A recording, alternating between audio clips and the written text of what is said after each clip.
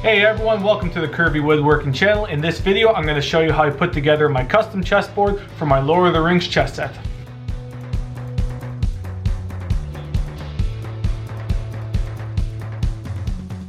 The chessboard is going to be a combination of bird's eye maple, padauk, and curly walnut. So a brief history on how bird's eye maple is created. This actually comes from a sick maple tree, and the roots are growing within the tree rather than outwards. Now there's so much pressure on that tree while it's growing that these roots start to compress until it comes through as a bird's eye or a bullet-like pattern. So first thing I'm going to do is I'm going to alternate the glue ups between the bird's eye maple and the padauk. And the next step is really important. Rather than using a planer to keep everything flat, I have to use the drum sander, which is more tedious. But if I use the planer on the bird's eye, it's going to chip away those high pressure points. Once I have a flat surface, I'm going to ensure I have a 90-degree by doing a cross cut on the table saw, and then I'm going to set the guide to the exact width of each member, and I'm going to be alternating that pattern, and that's going to be the chessboard. Now during the first glue up, I was okay if the pieces slid around. Remember, the glue acts like a lubricant until it hardens, so it's very difficult to keep everything lined up. To mitigate this, I'm going to use two steel L-angle pieces along the exterior, and I'm going to compress that before I actually squeeze the glue joints in together. That's going to ensure that all the squares are lined up perfectly with one another once everything hardens.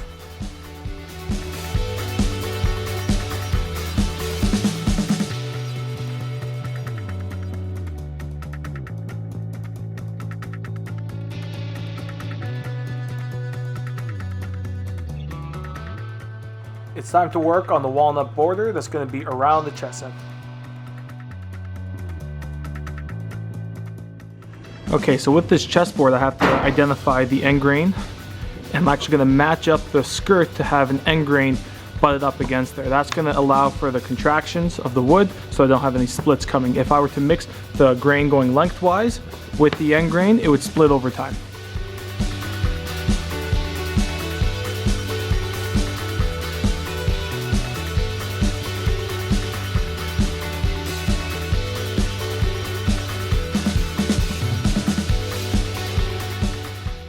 If you haven't already, please be sure to subscribe to our channel. This is one of the smaller builds, but we do have a lot of large-scale builds with full DIY processes.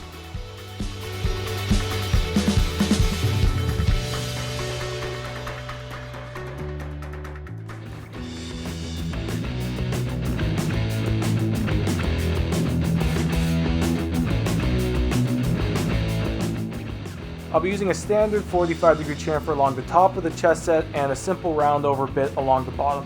When I do the sanding, I'll start at 80 grit and work my way all the way up to 320 grit. Make sure that you use a pencil and score the entire surface of the chess set before each grit and continue sanding until the pencil mark disappears.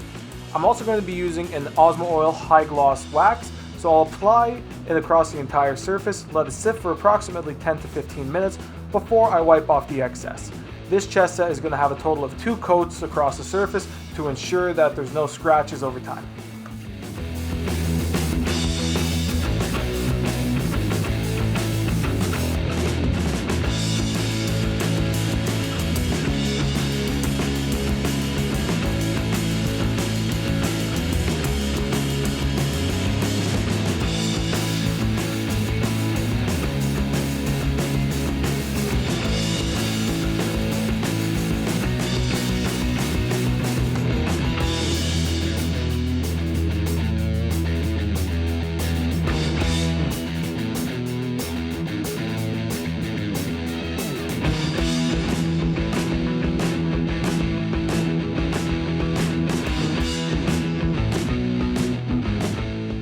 Thanks for watching my video on how I put together my custom chess set. If you want to see how I put together the round epoxy table I was taking all those videos on, be sure to click on the link in this corner and you're going to see the full DIY process on how I put that together.